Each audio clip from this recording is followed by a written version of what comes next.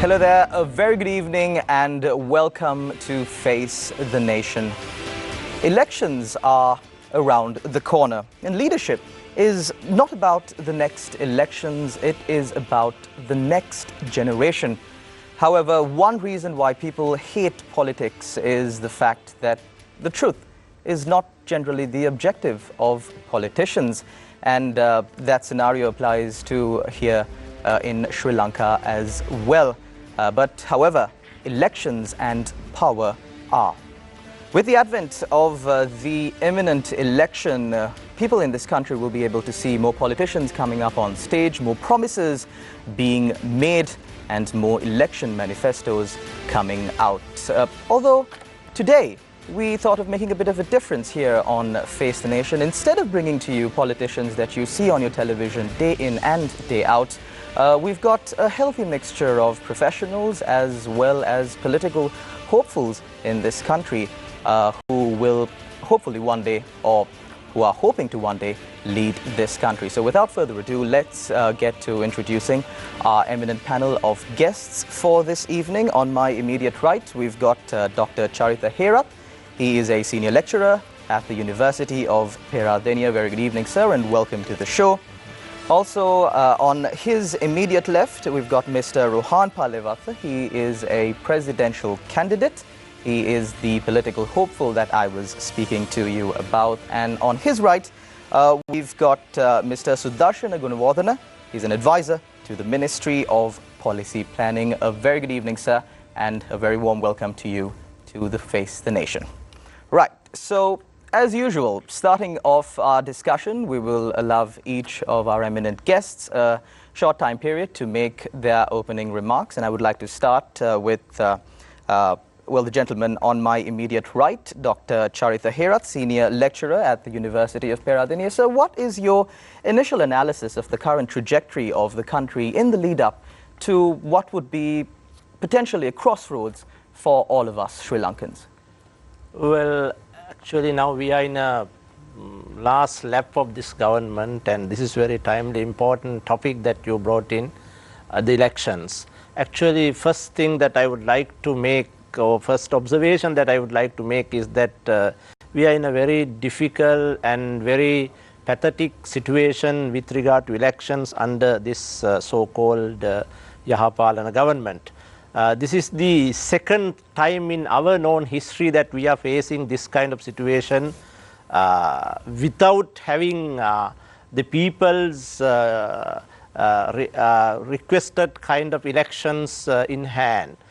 In 1982, I think some of you would still remember that we had a situation where we didn't have election till 12 odd years, and after that in 1987 that we got the elections after 89 after 1977. The same situation was indicating after the Yahapalana government came into power in 2015. You may know that we were struggling to get the local government elections, and finally it was it was given, and then the mandate was completely opposite of the incumbent government. Then the country and the people wanted to experience their provincial council elections. Now almost all the provincial council are now in a kind of, nutshell kind of vacuum, and many of these provincial councils were now handled and governed by the appointed governors appointed by the president. So now those elections were not held, and the very important, very interesting argument was brought by the government parties that there were some issues with the regulations, and you just need to fix those things before the elections will be called off. But we all know that they are lying, and we know that the government knows that they are lying, and we know that they are lying, and people knows that the government is lying. So we are in a situation where, like we are waiting for rain, we are just waiting for elections. I think one import election is going to come in before end of this year. That is the presidential elections, and I think it would be the time that people could experience their rights to select and reject the governing process of this country. I think end of the process, people are the main resource, and people are the main owners of democratic system. That representative democracy should be practiced in these elections. Well, definitely it should be a government of the people, by the people, and for the people. That is the textbook definition of it. It seems as if, Dr. Herath, you are quite eager to face an election, are you? Well, yes. I mean, I think now time has come to go into the front from the different kind of social sectors. I'm thinking that I also need to join in this political process. Yes. Definitely, we will get back to you right after we speak with Mr. Rohan Pallewath, the next presidential candidate. How eager are you to face an election? Well, I think since the topic is elections, I'm also the leader of a party called Social Democratic Party of Sri Lanka. And then there are more than 70 registered political parties in the country at the moment. So why another new party? So when you come out with a new political party, there should be some defined, salient features where none of these already registered parties are having at the moment. So we recognize 14 such salient features in our manifesto. And the first one is addressing the democracy deficit. So now elections, I may be carrying coals to Newcastle, but then elections are a salient feature of any democracy. Now, I think I'm compelled to refer to Act number 17 of 2017. They introduced a new electoral system. And then in order to get this off ground, they needed a new delimitation. And when they were commissioned to do that, and when the bill was presented to the parliament, even the very minister who presented the bill, for the first time in our history, he voted against the bill. So this cast a serious doubt whether this was manipulated. Because the fundamental salient features of a democracy, as I said, once again I'm reiterating, I'm underlining, are elections. So therefore, the institutional mechanisms can be manipulated. So are they manipulating the institutional mechanisms to postpone the elections? Is it that they do not want to stand this acid test? So these are the questions that we have to ask on behalf of the people, on behalf of the citizens of this country. Because every time that we postpone elections, because it happened in 1975, it happened, as Dr. Herath said, it happened in 1982. Instead of having a presidential election, we opted for a referendum. The politicians opted for a referendum, not the people. But we saw how the youth who had faith in the political system deviated from that democratic process, and how they revolted against taking arms against the existing system. So every time that we delay an election, the gush out of emotions happens in a socially harmful way.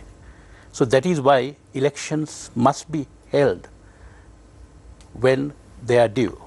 And when it is not so, as I said, the emotion gush out will be detrimental to the formation of this nation.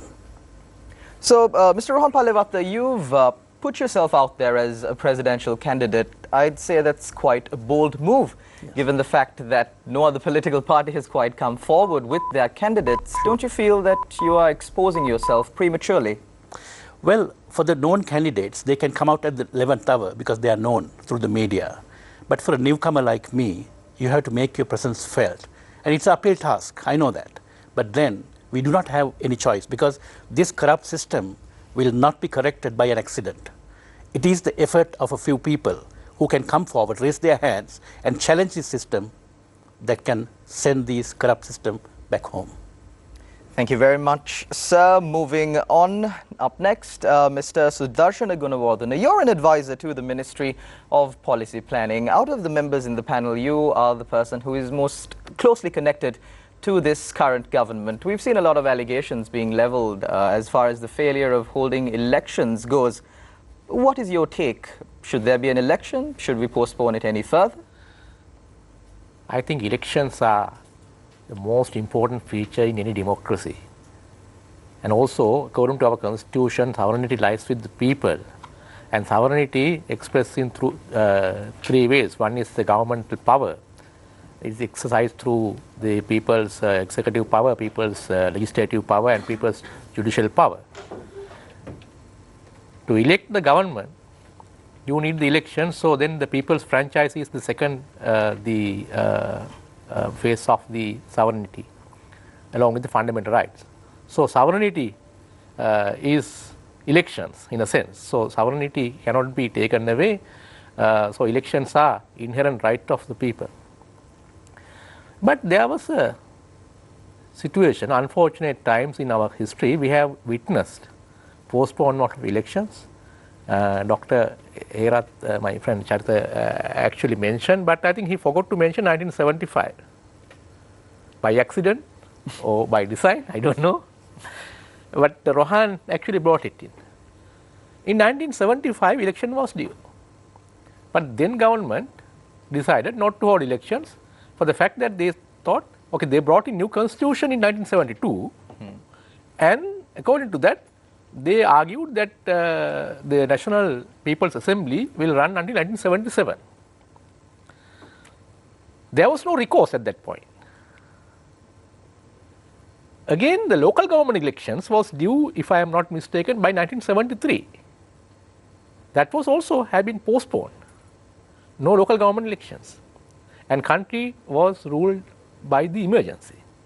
In 1977, UNP came into power, and UNP brought in new constitution. That constitution actually guaranteed the elections, because the constitution provided, on one hand, it says that the franchise is one of the part of the sovereignty, and it says that two major elections, that is the presidential elections and the parliament election, should happen by 6 years. After 6 years, you can't extend. The parliament will dissolve itself, if not dissolved, and presidential election will have to happen. So I think that was brought in by the 1978 constitution. I think we have to give that due respect. I think that was a result of that postponement of election in 1975. And late Mr. Jayawardena, he resigned from his seat in 1975 and contested in by-election and won again. Having said that, I think it's a mistake by that government to postpone the 1982 election. It had to happen, but they still went through the constitutional means. They went through a referendum process, which I don't think it's even though it's legal, I don't think it's a legitimate thing. So now what's happening is, actually the elections are due in a couple of months. The major election, presidential election, and also parliamentary election will happen in after the completion of 5 years of the present parliament. So that is also giving some kind of a certainty. Once the people elect the parliament, not according to the whims and fancies of even the executive, it cannot be dissolved. It will dissolve on due course. So I think in principle, elections should happen. I don't see any reason these two major elections is not going to happen, because according to the constitution is provided, and we will have to actually go for that elections. The two elections that mentioned, one is local government election and also provincial council elections, not as important as the presidential and parliamentary, and there was a background to that, because there was a process of changing the electoral system, which was also long felt, and there was a mandate to change the electoral system. Mr. Gunawardena, I think we've, the first round or the opening statements from our eminent panelists has focused much on the history and the background of how elections were conducted in Sri Lanka, how the election system quite evolved, and how the sovereignty of the people was eventually guaranteed. Hopefully, this next round, which involves question and answer from our panel of journalists, would be forthcoming and forward-thinking in the presentations made by our eminent panelists. Without further ado, let me move on to introducing the journalists on tonight's show. On my immediate left, we've got Deshan Gonavala, and on his left, we've got Mr. Shehan Ranatunga. Gentlemen, over to you.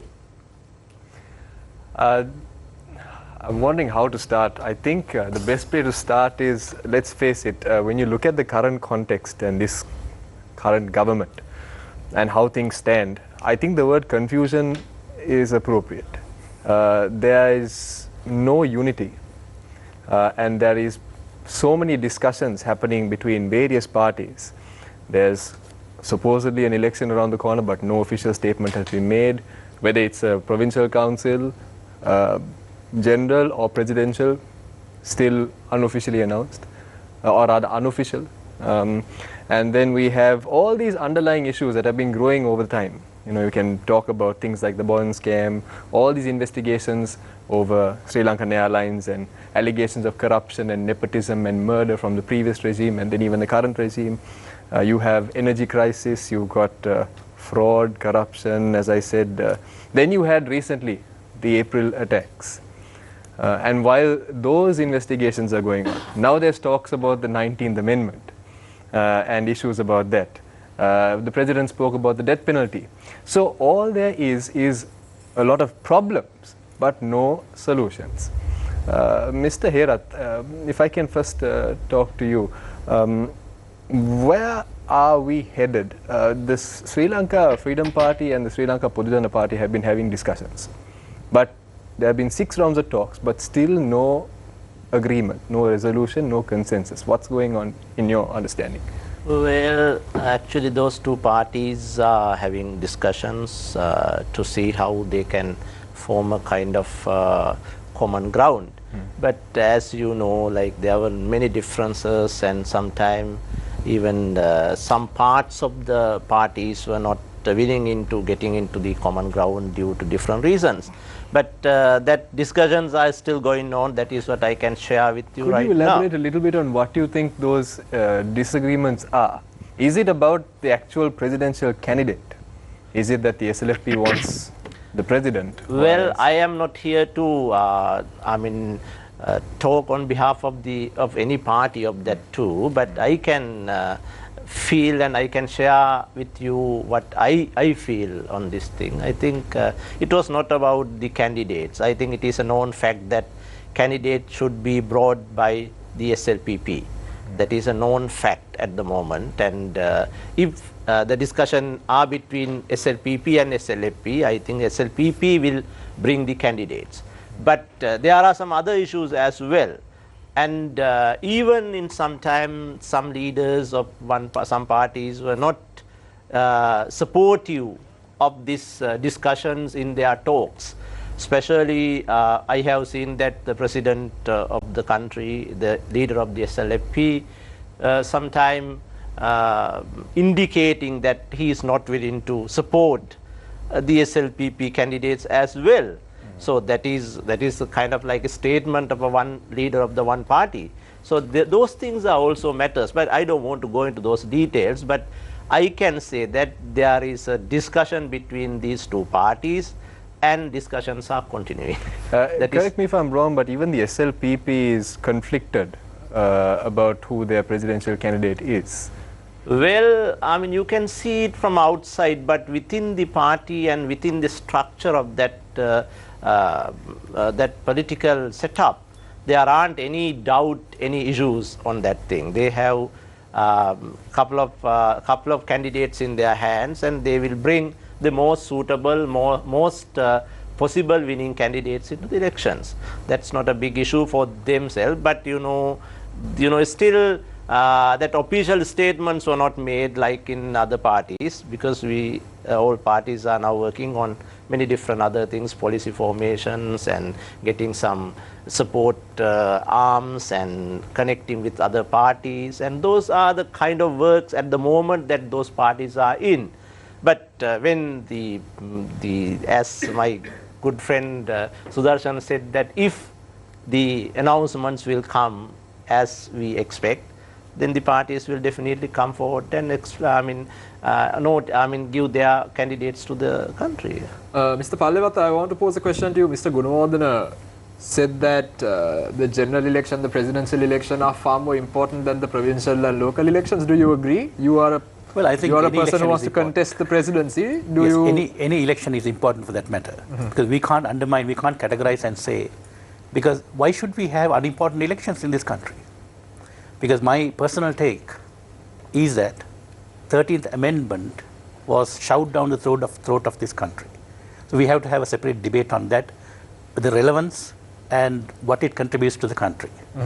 So therefore, based on that, if you ask me based on that, if provincial councils are necessary, my private take is, because I am an entrepreneur, and if there is any layer in my company that does not add value to my company, tomorrow I will get rid of that. Of course. So if there is a structure in our political system that does not add value, and the state coffers has to bear a colossal amount of money to sustain that, I think we should get rid of that. Presidential candidate Pallewat's side, citizen Pallewat, if he were to answer this question, why do you think there has been a postponing of elections? Because a regime that was deemed far more authoritarian, they had elections rather frequently. Sure. Why do you see that this regime has been postponing elections? I think what can you gain? They fear this acid test. They do not want to put it to the public and seek the mandate again, because they are not sure of themselves. And also, even today, the Prime Minister had made the statement saying that he cannot have provincial council elections by the 30th of September due to certain legal impediments. But that statement itself is a callous disregard to the rights, democratic rights of the people of this country. So that is what exactly we are propagating, that is what exactly we are standing against. So as the Social Democratic Party and the leader of that party, you are advocating that the provincial council elections as scheduled take place before the presidential elections? Well, any election for that matter should be taken place according to the the laws of the country. Mr. Gunawardena, what do you have to say on this? Because this is an allegation that's been thrown about quite a bit, that elections are not held because essentially the government rather is afraid of the response that will come about through the people. And as a person who's involved with the government to a certain degree at least, you should be able to respond and tell us, is that really the case? Is that what the government thinks?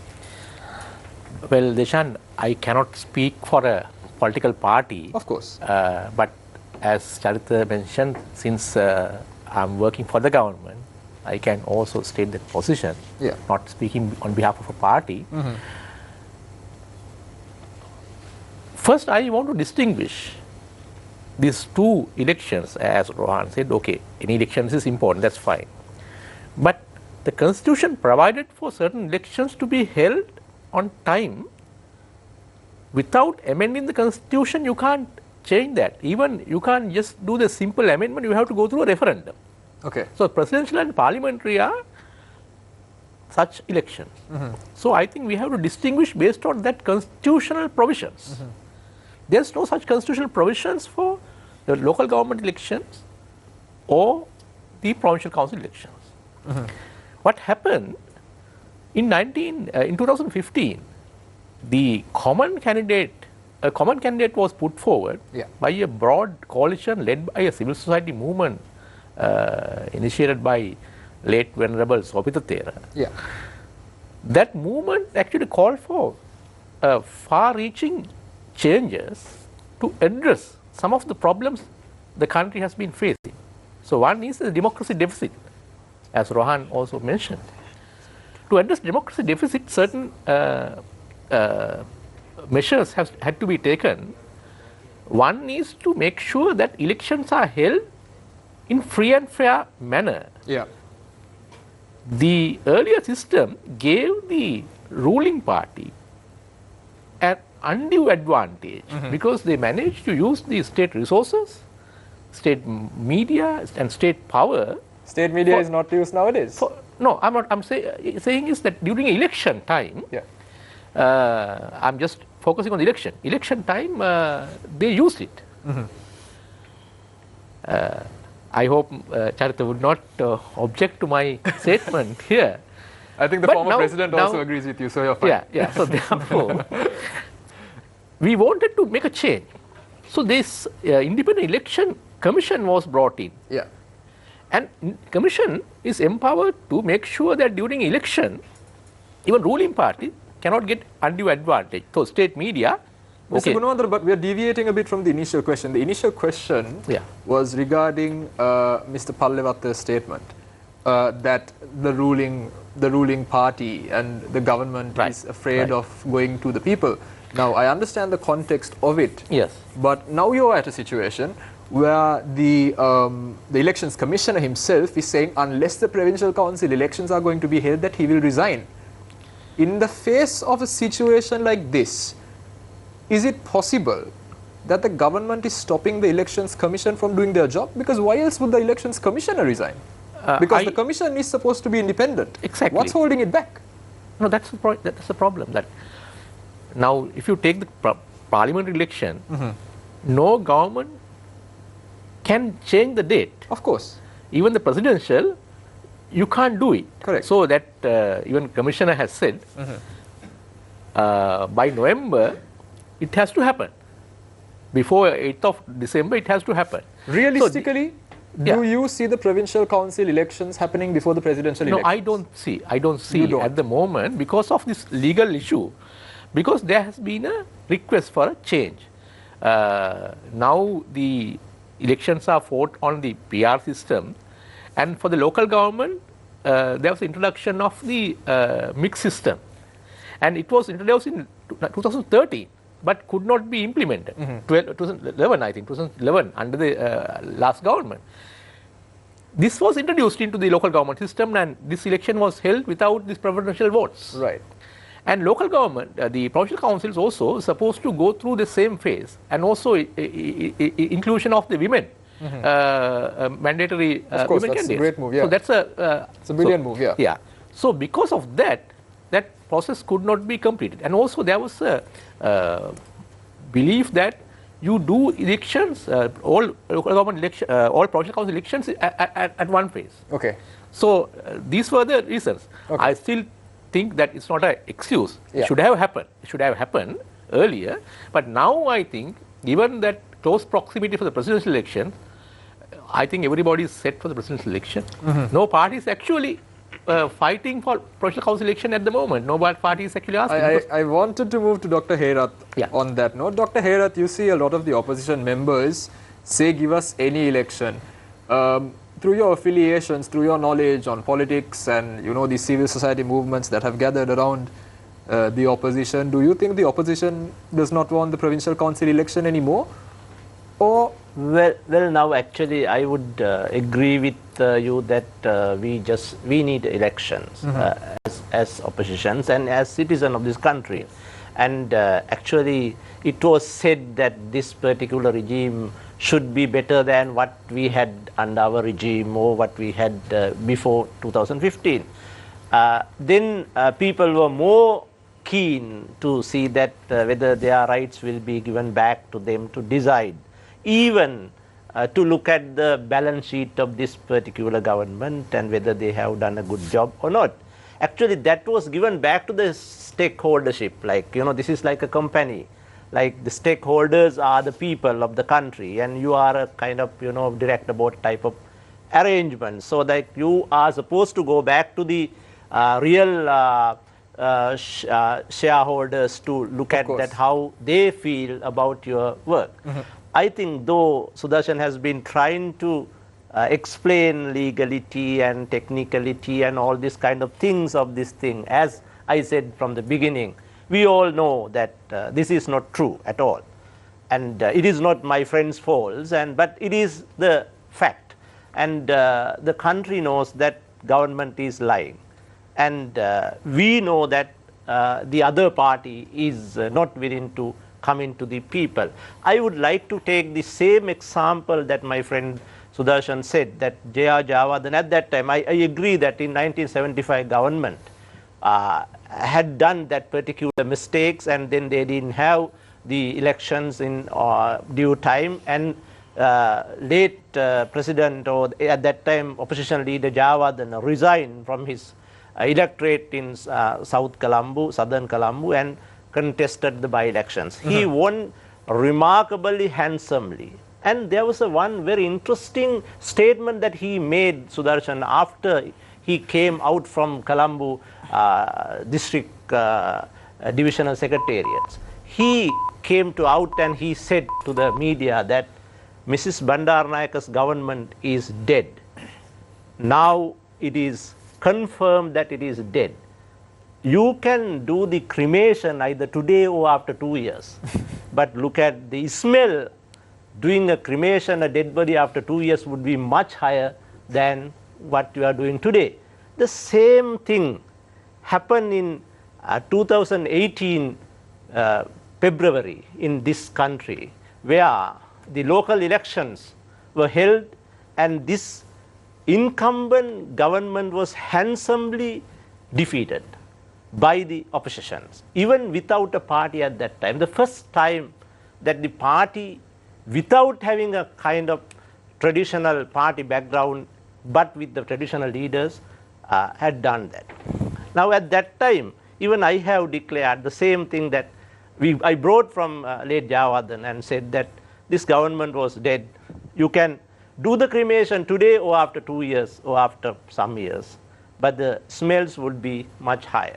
The Dr. same Herat, thing. Before you go on, Shalan, I just want to pose this one question to Mr. Pallewatta. Mr. Pallewatta, you are neither in opposition or in government, and you've had an opportunity of actually looking at the bests of both sides and also criticizing whenever they've stepped out of line. Sure. Do you feel that when it comes to the concept of democracy, Yes.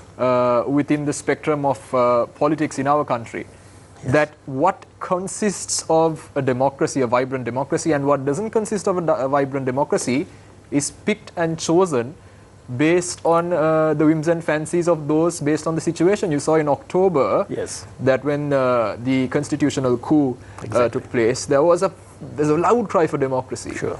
But today, you don't see one of the key aspects of democracy, an election, being given its due place because of legality. Sure. Now, when you refer to this 26th October incident, I think the Supreme Court held that the head of state had violated the Constitution. Correct. So, which means he had violated the fundamental law of the country. Correct. So, I have to state this very clear and straightforward. Once you violate the Constitution, he does not have the right to remain as president. Rightly, the people are incapacitated to stand against this. Even a blatant violation of the Constitution by the head of state has gone, and still he is continuing to be the president of this country. That's why I'm asking you, do you think there's a selection of what consists of democracy and what isn't democratic? Exactly, because the Greens and Blues, right, they have been playing with the rights of the people for so many years.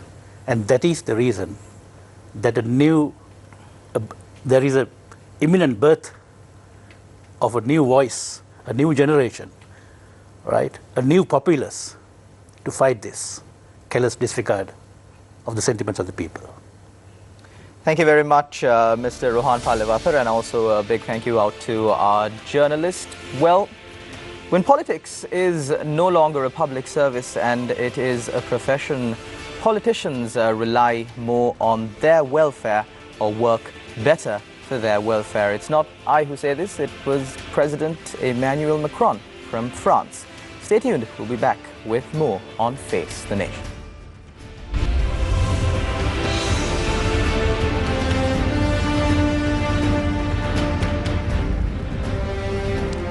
Ensuring a bright future for our country, a bright future for the children of this country is the responsibility of their families, their communities, the schools, and unfortunately, but inevitably, the responsibility of politicians themselves. With elections looming, as I said before, you'll see many politicians come up on stage and make promises to you. Today, however, on our panel, as I mentioned before as well, we've got a healthy mix of professionals and political newcomers into the field. Getting back to our panel discussion, Dr. Charitha Herath, drawing a little bit from what you said in the previous rounds, we had a broad discussion of the election history, and I do not believe it would be fair for me to question you regarding the upcoming candidates, the policies that the parties will put forward, because leading members of those parties, of these leading political parties, have still not come forward with their candidates, their policies, how they are going to face an election. And in that aspect, of course, Mr. Rohan Pallewath is leaps and bounds ahead of him with, I see, a manifesto in your hand as well. However, first going to Dr. Charitha Herath. So you were speaking about going to the people, the real shareholders of this country. But my question to you is, at the end of the term of this government, do you believe that the people of this country will still be the shareholders of this country? Or will the real shareholders of this country be the citizens of China, the government of China, the government of America, of India, of Japan? All these foreign nations that are struggling for geopolitical superiority in the region, are they going to be the real shareholders of this country? It is very, very interesting way that you put the issue. Actually, there's a big and very serious issue on this sections.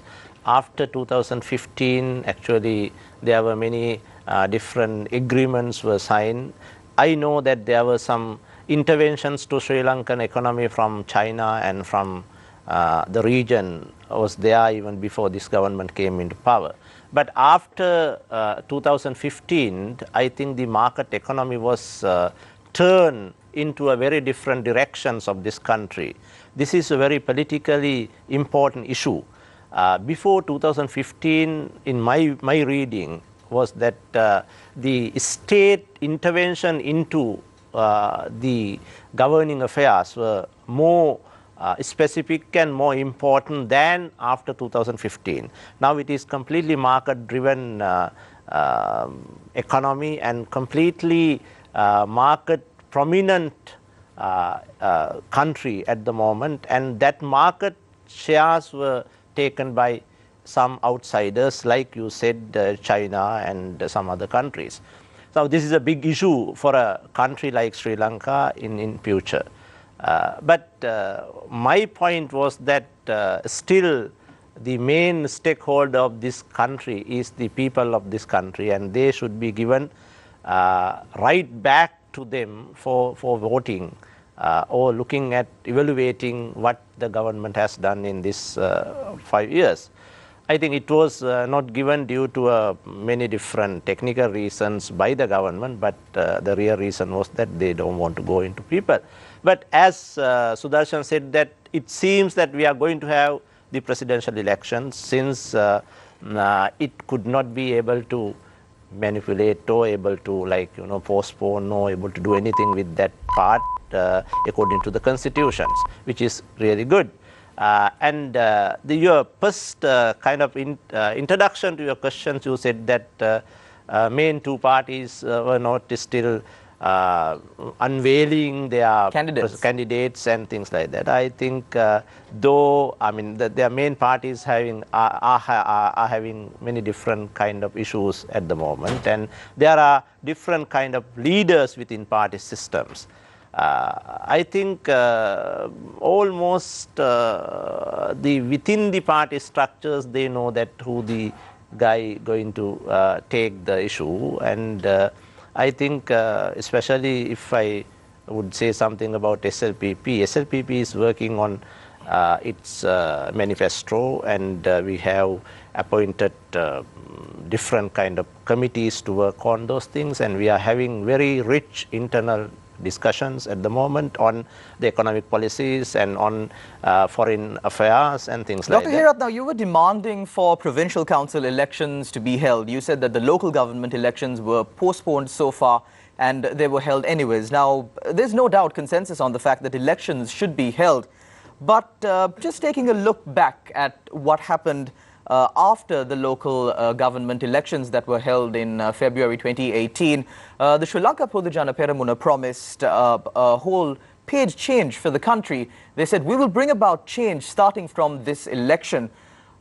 What change has the Sri Lanka Podujana Peramuna brought about in the country through winning a landslide victory, as you mentioned yourself, at the local government elections? No, at the moment, we have started all the local government activities under the new setups. And you know that almost all the internal activities of local governments were shut down due to not having elections at the same time. And you know, the issues like starting from waste management up to... But however, there were reports that local government institutions were most profitable during the time that they ran without politicians in That's them. a different point, because you know, if you have bureaucrats in the center, if you don't have any democratic discussion system, but you know that we are not.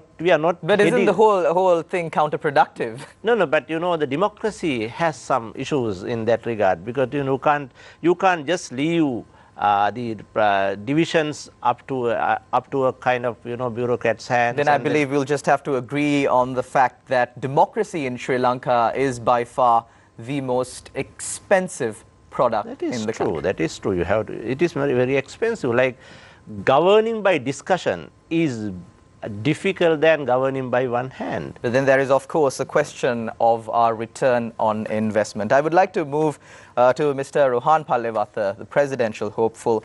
One thing that I strongly believe is that Sri Lankans have never voted in a government. Sri Lankans would always focus on voting out a government. And when the opposition launched their campaign as well, I saw parliamentarian Dala Salaha Peruma coming out and saying that the Sri Lanka Podujana Peramuna, we are launching a 100 days program. And I was wondering whether it's going to be another 100 days program like this government initially launched. But no, it was a 100 days program to remove this government from power. Do you believe that the mainstream political parties or the mainstream opposition parties are too focused on voting out this government, that they are not focused enough on voting themselves in or getting themselves voted into government? I think you are touching a very salient feature of democracy, because now when we elect a government, they have a, you know, constitutionally they have a certain period. I think it is the responsibility of any political party, even though they are in the opposition, to help the existing government to perform their duties to the letter. Because it is the government of the people, because people elect them into power. And then if you have plans, 100-day plans or 200-day plans, just prior to the end, of course you can have your political activities, but then there is a fine line between. You have to understand, because even myself, when they were formulating the digital economic strategy, Prime Minister's office invited me. When I went there, people wanted to know, if you're not aligning with any of them, why are you going there? But the McKinseys from Singapore were already present in the country. So my take was that when the government is there, and if they are bringing in resources, you have to help them optimize so that the country would benefit. So that is the kind of responsibility that is called upon these political parties. You should help the existing government until their tenure. Of course, at the elections you can oppose them, because this is taking a huge blow. Our economy is taking a huge blow because the pulling back of the existing governments. Mr. Rohan Palewatha, transparency in Sri Lanka has not been Sri Lanka's most prominent or most strong suit of politicians here in Sri Lanka. Would you give us a guarantee that you will release your asset declarations before the presidential election, or would you make it public? Well, definitely I will make it public. Not only that I will make it public, I will be proud to show my nation the taxes that I pay as a corporate and as an individual. There are only 7 parliamentarians who have made their asset declarations public. There are 225 in Parliament. Where are the rest? Good question. Why do you think they won't release it's a rhetorical question, of course, Yeah. but give me your simplest take on why do you think they do not want to release their asset declarations? Maybe they have in their mind, because they do not have a limit in the amount of money that they are going to, assets they are going to accumulate during their tenure. And that is why they do not want to declare prematurely, because they do not know the limit that they are going to accumulate. That is the only answer that I can see. Thank you very much, Mr. Pallewatha. Now, moving on to Mr. Sudarshana Gunawardena. Of course, being in government is not quite the easiest thing. There are so many responsibilities that you need to fulfill. But unfortunately, this government came in on a bandwagon of promises, so many promises of good governance. Do you honestly, as a citizen, believe that this government has delivered at least a fraction of what they promised the general public? Well, I believe that this government has delivered certain amount of, not even fraction, certain amount of the promises. It's a glass half full, glass half empty situation. If you look at the original movement, the movement came with a one single slogan, that is to abolish executive presidency. That's why all the parties came together and put forward a single candidate. Even though we could not abolish executive presidency, and even though the people who actually promised to do that now basically saying something else, but still we have come long way to address the democracy deficit. But Unfortunately, Mr. media you is said not. it's a glass half full, half empty situation. But I believe what the important factor that the people are missing out is what is in the glass. It is in the glass. I can tell you, for example. Is it water or poison?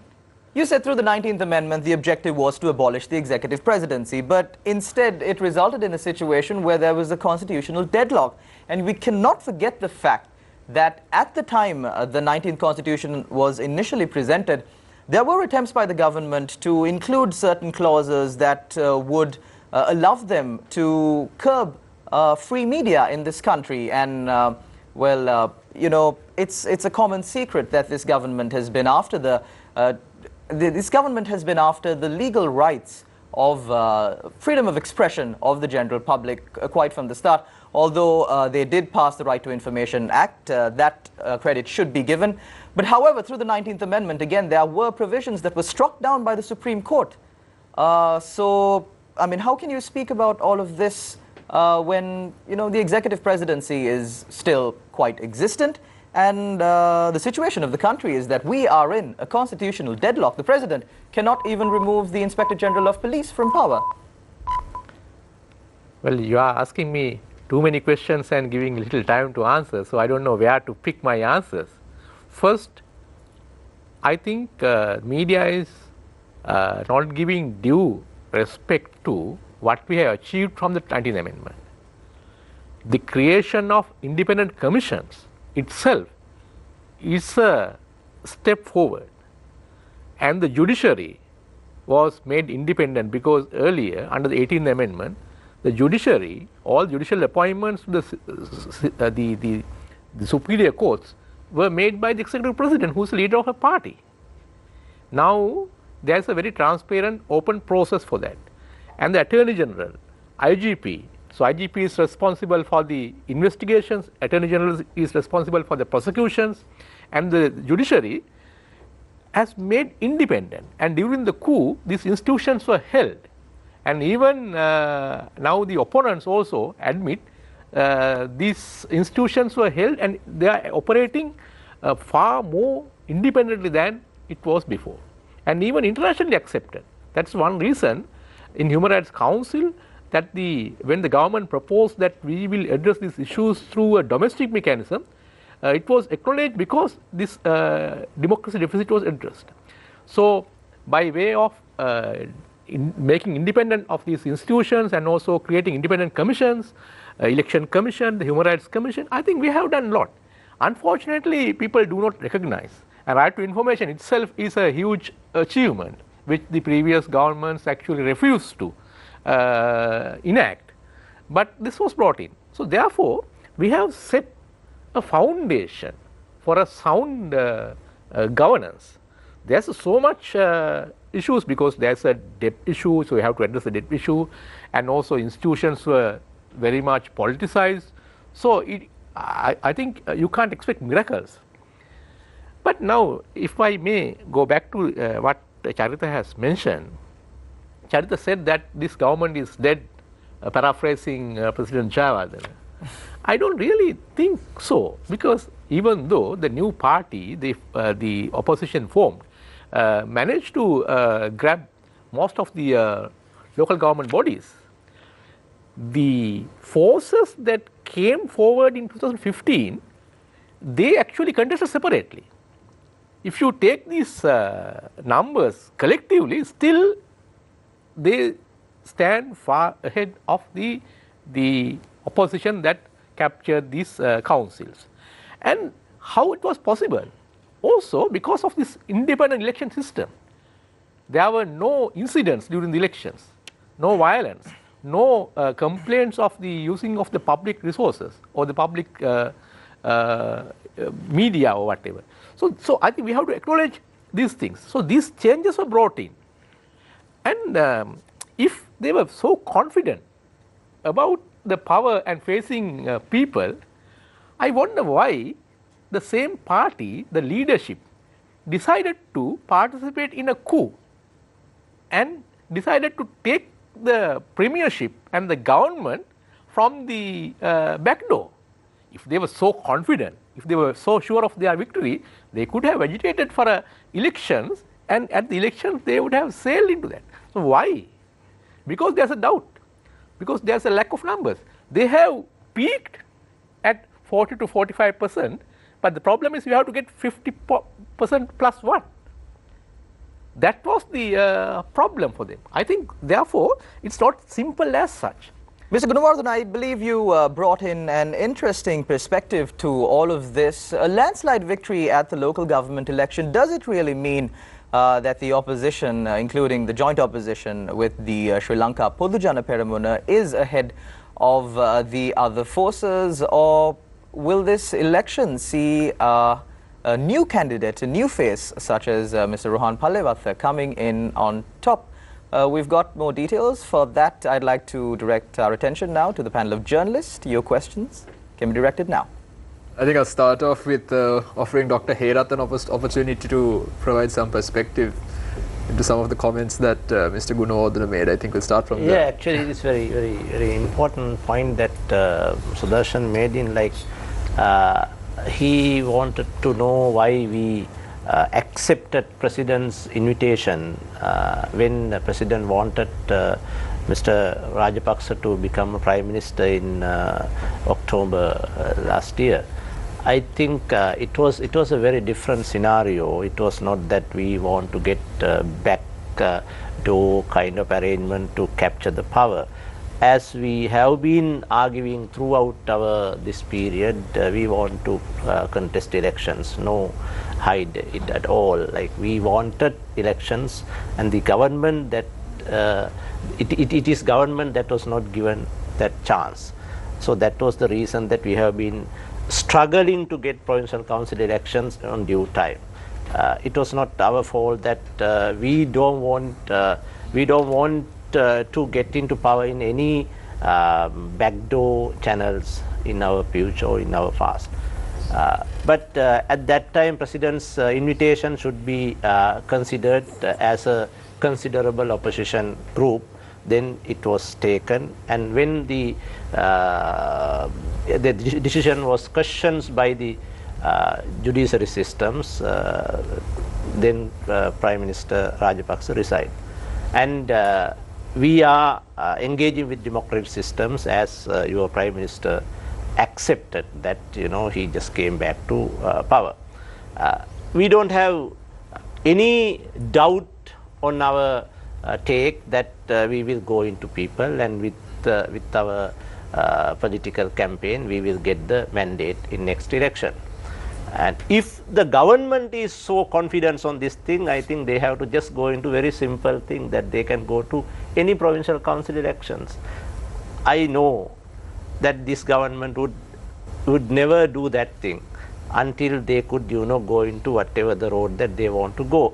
It is true that we all have to face the presidential elections end of this year, and we are now hoping and waiting for that. And the same time that 50% one thing is true, and we know that very well, and we want to challenge the government that if you are confident on your balance sheet and if you are confident on what you have done, the thing is open. We are willing to give our votes to general elections if they bring any resolution into the parliament, or if they will bring the provincial council elections, then we are going to contest, or the presidential. No problem at all. We are very open and confident about our... Mr. Pallewatta, I want to give you an opportunity now. The 19th Amendment to the Constitution has drastically reduced the powers of the President. Yes. Firstly, I would like a yes or no answer. When somebody asks you, are you for the abolition of the presidency and the movement towards a parliamentary democracy, is that a yes or a no? My straight answer is no. No, you're not. Yes. So you're for a presidential Exactly. system of governance, Exactly. right? Now, under the 19th Amendment, a lot of the powers that were vested in the President have been taken away Yes. and given to commissions and to Parliament. Yes. Now, a very reasonable question that a lot of people have, like a lot of these civil movements, a lot of these civil movements tend to fizz out because they don't really get the backing they need from the general public. Now, for you to make meaningful change in Sri Lanka and to meaningfully and sustainably change this country, you need to be able to get things through Parliament. Sure. Do you think that, assuming, say you do win the presidential election, the chances of either the SLFP, UPFA, SLPP faction or the UNP, SLMC, that faction, coming and working with you, the chances are pretty slim. So you'll have to go for a general election. Do you think that realistically you have the opportunity to take on structured political parties, parties which have loyal voter bases and are led by charismatic figures who have a reputation in this country and are loved by the people that support them? Do you think that you can realistically take them on and gain a sustainable number in substantial number in Parliament that will contribute to actually making your governance an effective governance? Or will you just be a president who doesn't really have a side, who's going to have to, kick about and put up with whatever the Prime Minister says? Well, Deshan, now, first part of your question, that is about the 19th Amendment, the limitation of the power of the President, Executive. Well, when 19th Amendment was before the Supreme Court, they did not approve everything that was in there. Right. Right? Still, the President will be the head of state. Of course. He will be the head of the cabinet. Correct. And so on and so forth. So the fundamental power that 19th Amendment sought to remove from the President was not removed. Correct. So, and also we have to remember that the executive in this country has a direct mandate from the people. Right. So therefore, when there is a direct mandate from the people, there is a conflict when the legislature is trying to limit that. Mm-hmm. So usually the executive is answerable directly to the people of the country. Right. That is one thing. The second part of your question. Just to clarify why I ask you that is because there is such a clash at the moment. Sure. Well. But yes, go on please. Sure.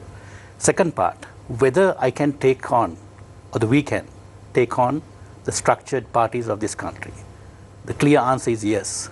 Because for the first time in our history, as I said, just prior to an election, there will always, even especially a presidential election, the contest polarizes between two candidates. Mm-hmm. For the past 71 years, it has been between the Greens and the Blues.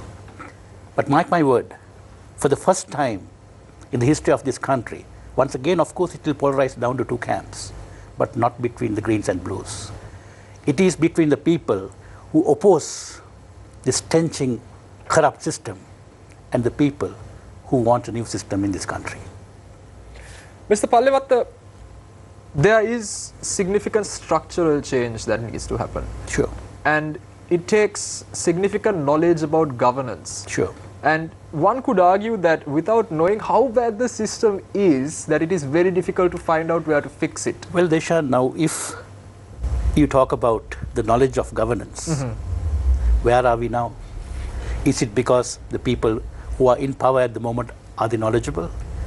So we are coming with, we are not just coming out of, very shallow. We have done our homework. There's a huge think tank behind this. Even when we came out with this manifesto and our policy manual, there was a lot of thinking. Even I myself, when I received this, I scanned it in my mind because implementation is the key. Most of the things in this country, there's talk and more talk, but nothing gets implemented. So I scanned it in my mind because as the leader of the country, you ought to be able to implement it.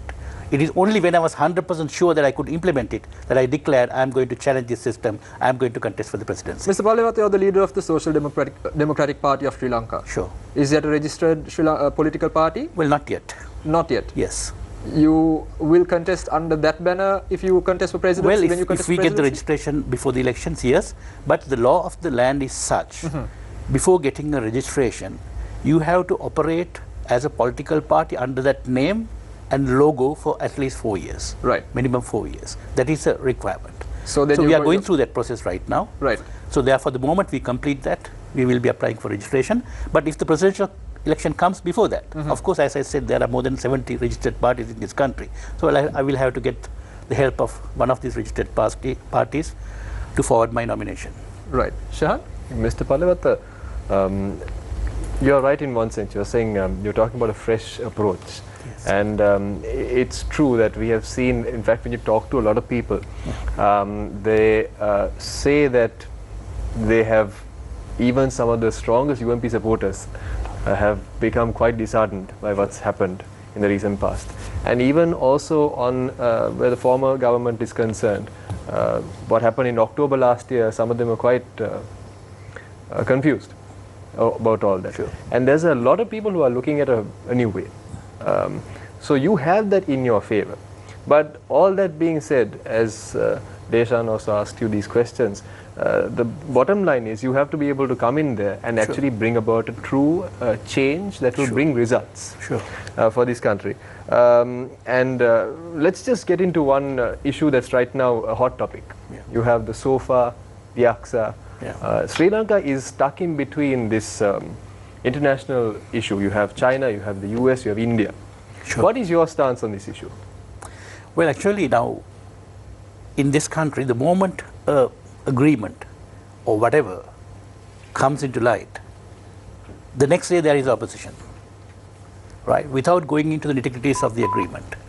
So we ought to have our dialogues based on empirical evidence. If a country is to leap forward, one of the things that I advocate for my country is that we should base all our arguments, our discussions, everything on empirical evidence, not on hearsay. So most of these agreements are having good features which are beneficial to the country, right? So we got to capitalize on them. If there is anything that is detrimental, I don't think anyone has the right to shove down our throat these agreements, because agreement is between two parties. And we are also equally, we have the bargaining power, right? But of course, I agree that certain countries, of course, they have economic power and the political power. But then that does not necessarily mean, as a sovereign state, that we have to give in. Even small countries like Singapore, they still remain independent. So we can take a cue from that. Because I'm sure you agree, right now there's a very serious concern about Sri Lanka's sovereignty. Sure. Over this SOFA agreement. Actually, I believe Mr. Sudarshana Gunawardana, you have something to say in this regard. What do you say about the SOFA agreement? What is actually happening here? Well, there have been a lot of talk, and I also take from Rohan's point. We have to actually base our discussions on the facts and figures and empirical evidence, but unfortunately our discussions are on very much either on ideological grounds, or actually if we oppose to a particular party, then if that party is doing whatever that party is doing, it's wrong. I think that should not be the case. We should weigh any agreement based on the facts and figures, and we have to see, given the present context, how do we understand. As far as I know, there is no so far agreement signed by Sri Lankan government. There had been a proposal, and proposal is in discussion, not only for Sri Lanka, but many countries are actually engaged in discussion. But then, Mr. Gunawardhan, if I can just pitch in there for one moment, this government from day one has been acting in a shroud of secrecy. I mean, I'm pretty sure you'd agree with me if I say the lack of information coming out of this government has been a pertinent issue that has always come around and really hit this government hard. Why can't someone come forward and say, look, this is the agreement that we are discussing. These are the terms of the agreement. Instead, we have to learn of these agreements and of the terms of these agreements and of the consequences that the country will have to go through as a result of these agreements being endorsed, behind closed doors, mind you, through reports published on newspapers and so on and so forth. Why can't the government just come out there and say it, put it into the public for a debate? It would have been very easier if the government would come forward and explain these things. But actually, there's a communication gap in this government. I think it's inherited because the nature of this government is that you have, for the first time in the history, two major parties which were actually fighting each other forged an alliance. So obviously there are a lot of differences, and also within the parties there's differences. So I don't see it's necessarily a bad thing. As Charita pointed out, democracy is a very chaotic thing. But at the end, and democracy, there's a cost for democracy. But at the end, finally, it provides a room to have more discussions and more informed decision-making process.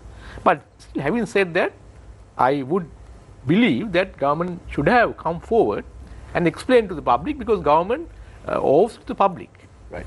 But as far as the SOFA is concerned, there is no SOFA. It's only in the pipeline. It's only in the pipeline, something like, but there is no commitment or nothing has been signed. Mr. Gunawardhan, if I may, before we hand it back to Shalan for the final round, Mr. Pallewatta, the Social Democratic Party of Sri Lanka, who do you think the presidential candidate is going to be? My party? Yes. I have already announced it's myself, yes. Dr. Charita Very Herath, clear. who do you think is going to be the candidate from the SLPP? I think SLPP candidate would be Mr. Gotabaya Rajapaksa. Mr. Sudarshana Gunawardana, who do you think the UNP's candidate is going to be?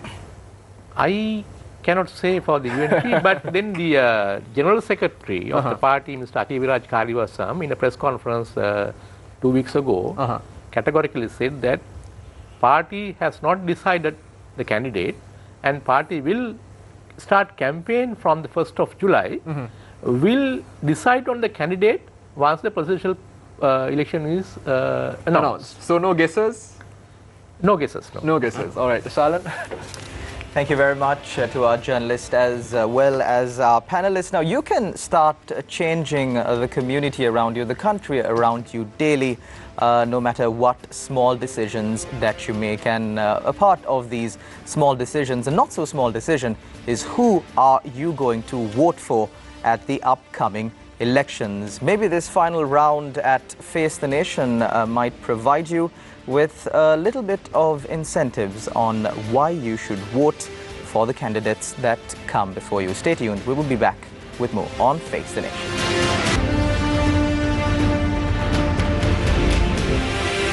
Welcome back. You're watching the final round of Face the Nation for today. Taking a quote from an eminent world leader, Nelson Mandela. He said, "Real leaders must be ready to sacrifice everything for the freedom of their people." Soon, Sri Lankans will be given the choice of electing their leaders. Will Sri Lankans choose wisely? We are here to help you make that decision. Moving to our panelists for their final remarks. Dr. Charita Herath, Senior Lecturer, University of Peradeniya. So we had quite a productive discussion right now, and as you mentioned before, you said that possibly Gotabaya Rajapaksa would be the presidential candidate for the upcoming elections. In this final round, I'd like to direct to you one question that would require quite a swift answer given the time constraints that have been imposed upon us. One question that everybody in the opposing factions keep on asking the Sri Lanka Podujana Peramuna, the joint opposition, if you may, why does it have to be a member of the Rajapaksa family? I do understand that they have a certain flair, and of course President Mahinda Rajapaksa did after all liberate the country from a 30-year-long terrorism along with the armed forces, mind you. But again, still, why aren't there any other candidates, any other possible names coming out of the Sri Lanka Podujana Peramuna other than just another Rajapaksa? No, like there might be some new leaders coming into SLPP in future. That is depending on the context. At the moment, President Rajapaksa was the most popular leader from our side, from SLP side then, and there are some other leaders in the party as well.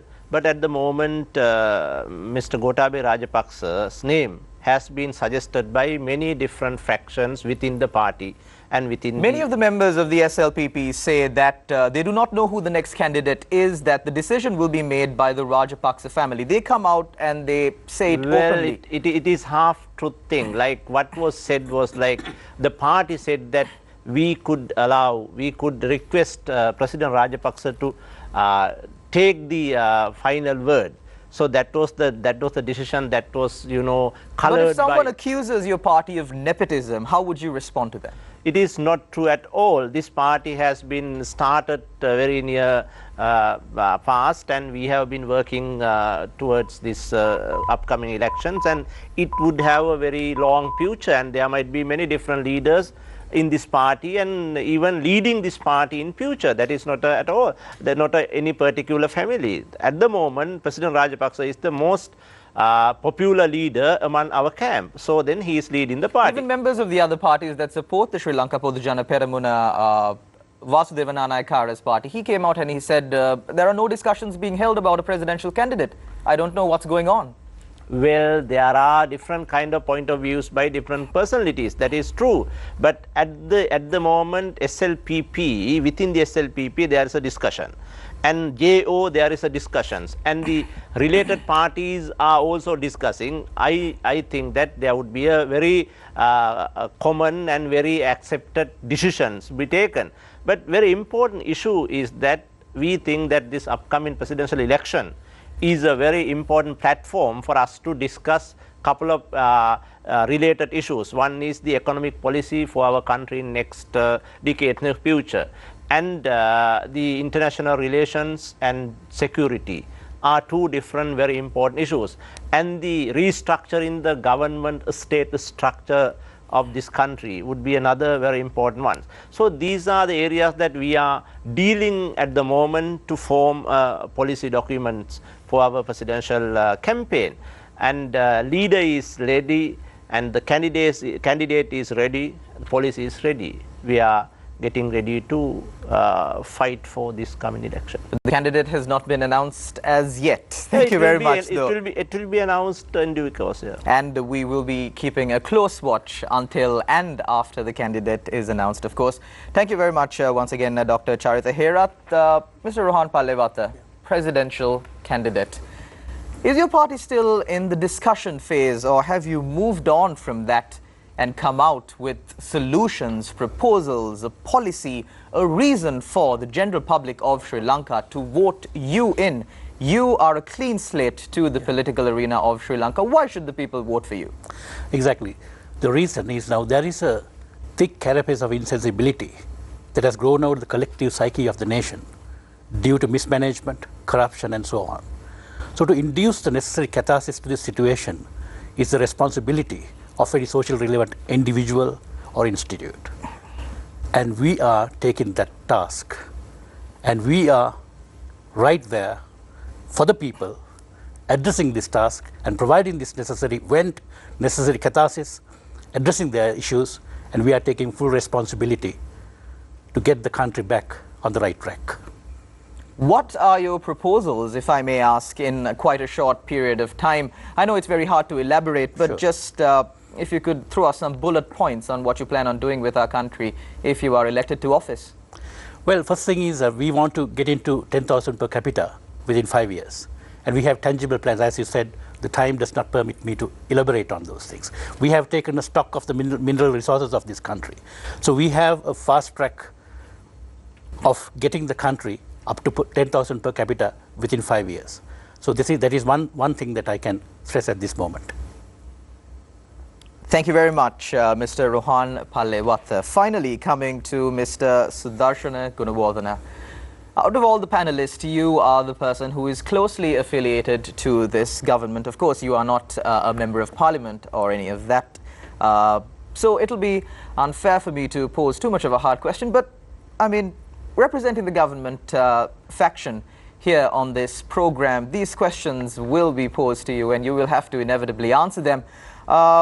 So Dr. Charita Herath said that Gotabaya Rajapaksa, or at least a Rajapaksa, would be the possible candidate from the Sri Lanka Podujana Peramuna.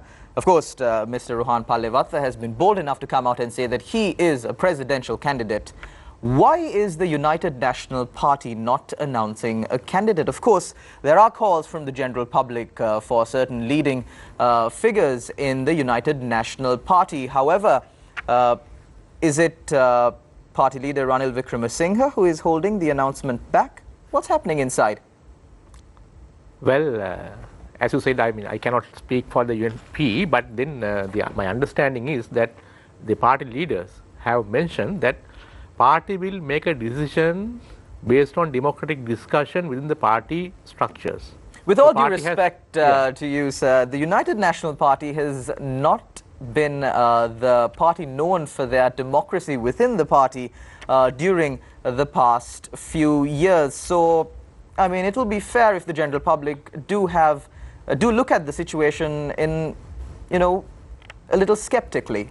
Yeah, I mean, skepticism is not a bad thing, but you have to compare with other parties. Now, other leading parties, in which party you have the democratic decision-making process.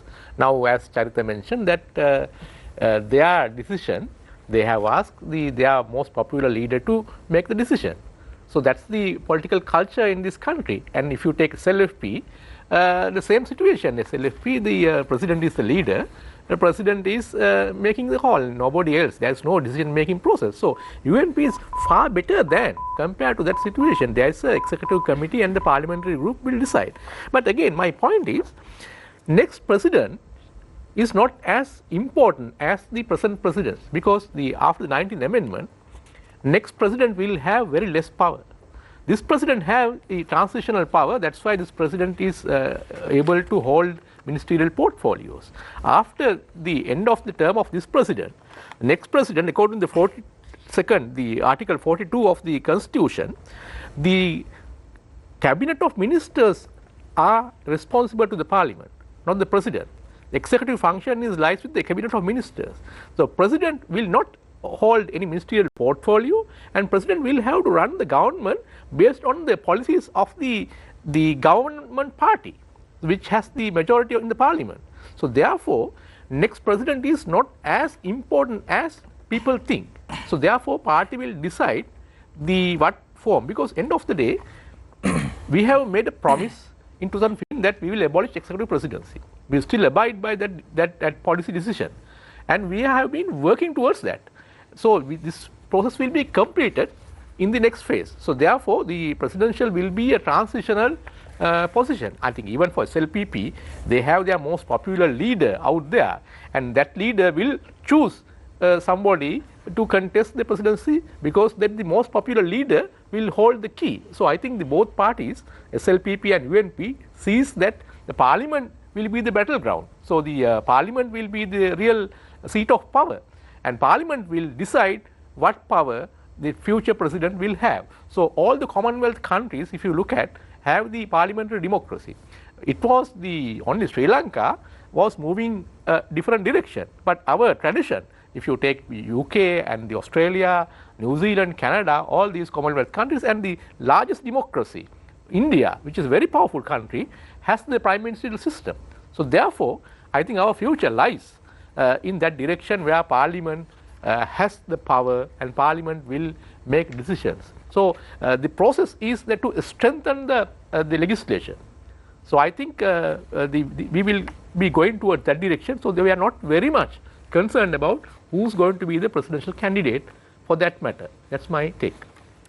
So I believe we had quite a healthy discussion about the upcoming elections, the evolution of elections, how we got to where we are. And this discussion, of course, would not have been possible if not for the eminent panelist who humbly accepted our invitation and joined us on our program tonight.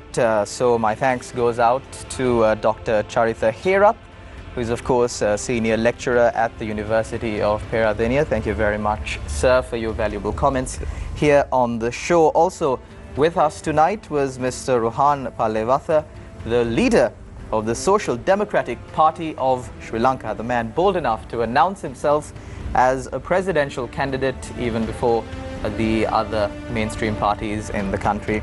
And last and certainly not least, thank you very much to Mr. Sudarshana Gunawardena, the advisor to the Ministry of Policy Planning. Thank you very much for your valuable comments on this show. And we're not done yet. Two more people who without this show would not have been possible is our journalist on tonight's show, Mr. Deshan Gonawala. Thank you very much, Shehan Ranatunga, for assisting us in conducting this show. And finally, a big thank you out to all our viewers out there. It's you who can finally make the change here in this country. What kind of a country would you want your children to live in? What kind of a future would you want for yourself? We have made quite a lot of mistakes in our past, but the greatest glory in living lies not in never failing, but rising up every time we fail. And if I can allude this to a pertinent example, it would be the current World Cup that's going on, the Cricket World Cup, the performance of the Sri Lankan team. Of course, every time we think that they cannot come back up, they come and prove us wrong. Also wishing them all the best and wishing you, the general public, a very good night.